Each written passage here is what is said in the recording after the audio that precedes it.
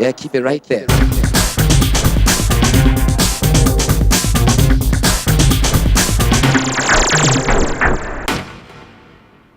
Welcome back to the show. It is time for our Wake Life Classics Edition instructional. This week, Brand Hurst is going to take us on a little lesson on how to hit the double up.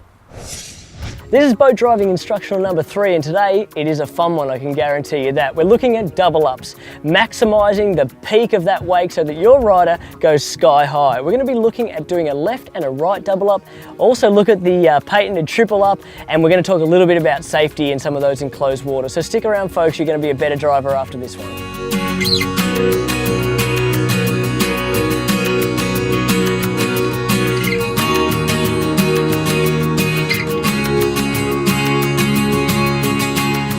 Okay, now we're going to move on to one of the more exciting parts of driving a boat. We're going to show you a little bit about how to drive a double up, both a left double up and a right double up. Now for those of you that haven't seen a double up before, this is when we turn the boat in a certain direction and the two wakes collide, forming a peak double that in size of the normal wake.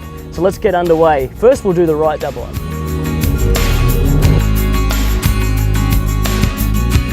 So the key to double ups is to make a nice long straight line, keeping the wake very crisp so that when we make the 270-degree turn, we can drive straight back through a nice clean line.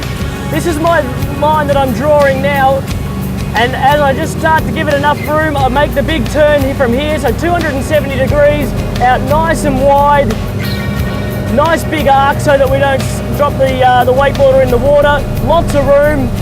And this is where it's key to really line the rollers back up in your line of sight, straighten the wheel up, check your speed, make sure you're in the right position, and then drive straight back through them. 4 rollers in total, and as they collide, it gives the riders something to hit.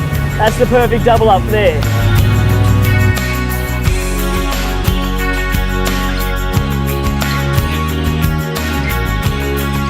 Okay, so we've nailed the right double up. Our rider would have been very happy with that one. The wakes really did collide in nice solid fashion, so really great setup. This time, let's see if we can get the left double up right. The space we're driving these double ups in is a little bit different to, say, being on a big open lake.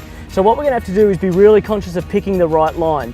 In this instance, I'm going to have to drive the boat with a hard right turn and then give the nice straight line that I was talking about before, and then into the big 270-degree left turn. So essentially, this one's for riders who are perhaps right foot forward that want to hit the double up on their heel side, or riders that are left foot forward that want to hit it on their toe side. Let's get into it, the left-hand double up.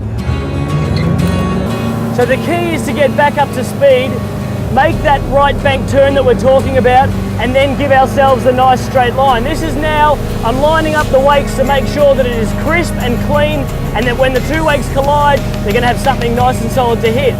Then into the big wide 270 turn we're talking about, lots of space, lots of time, keeping the speed of the boat right up to the same riding speed as you normally would be at. Then again, pick your rollers, straighten the boat out and drive at a 90-degree angle straight back through them at perfect speed. The wakes collide, the rider hits it, and we're on fire with a perfect left-hand double up.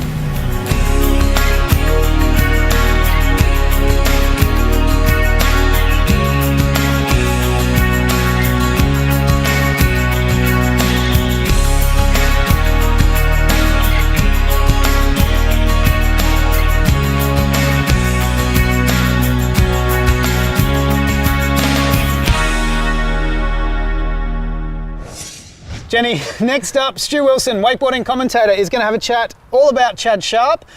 He's a name that is synonymous with wakeboarding. He is huge, been around the sport for about 10, 15 years. And Stu's going to talk us through a little bit about his career. You're about to see some footage of Chad Sharp riding. Now, Chad's been one of the pioneers of our sport for years now. Started off in Canada. Of course, a young guy in Canada, loves his hockey, loves his snowboarding, but gave that all up to head over down to Orlando and chase the endless summer down there. Probably about a decade ago he started there, and has been riding ever since down in Orlando.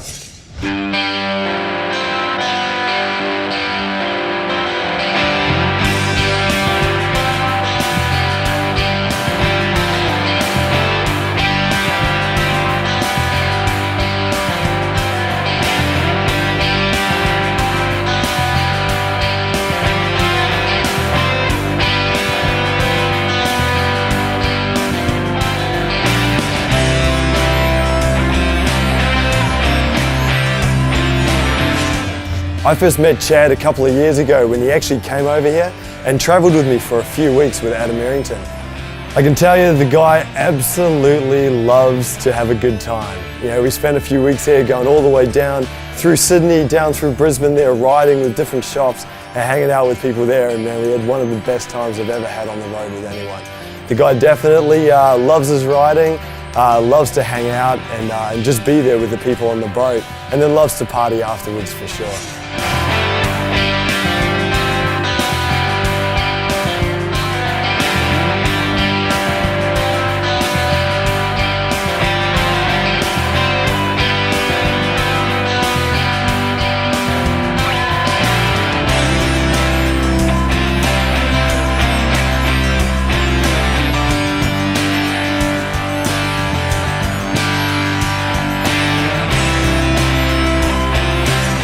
Chad's riding style has always been full of energy and just a really exciting style to watch as he comes in through the wake, full of glides and goes right out into the flats.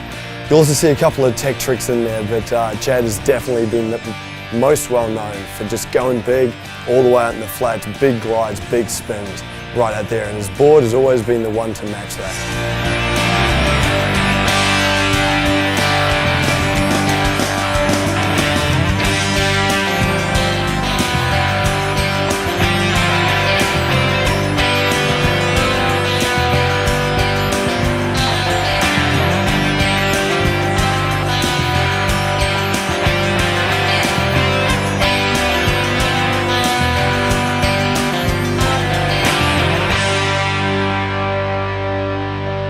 Chad's always been one of those riders who always likes doing something different, just a little bit progressive and a little bit out there. And you might even see some footage there of him building a few different rail setups, a few different ramps, using tubes, using pipes, using whatever he can to make it all just a little bit different and something, you know, kind of entertaining to watch.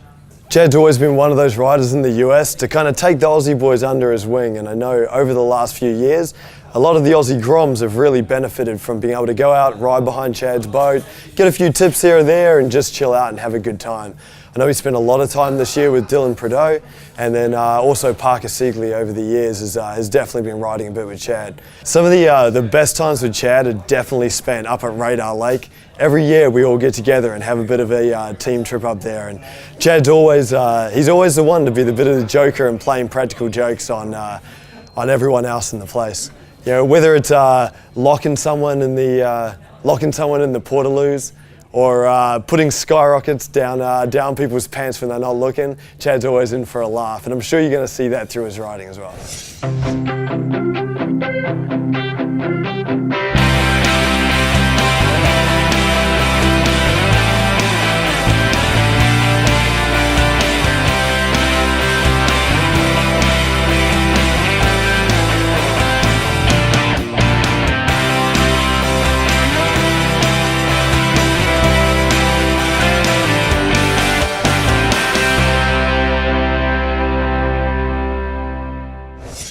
One of the other riders we're showing here today is a real rail expert in Mark Rossiter. Rossi has come over from England and is now living in Orlando and loving the summer there away from that English winter, dreary winter that they have.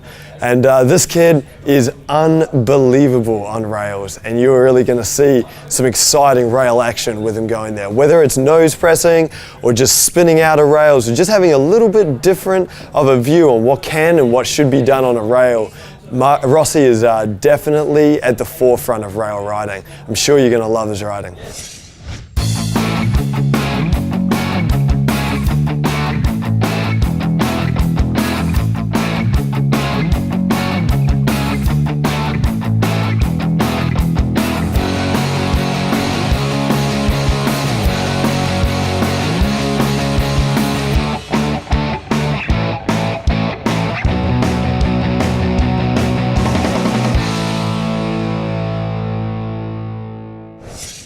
Okay, now Jenny, don't turn that bilge pump off, and you don't touch the dial, because we're coming back here with Austin Pratt, 17-year-old prodigy who's making a big wake in Orlando.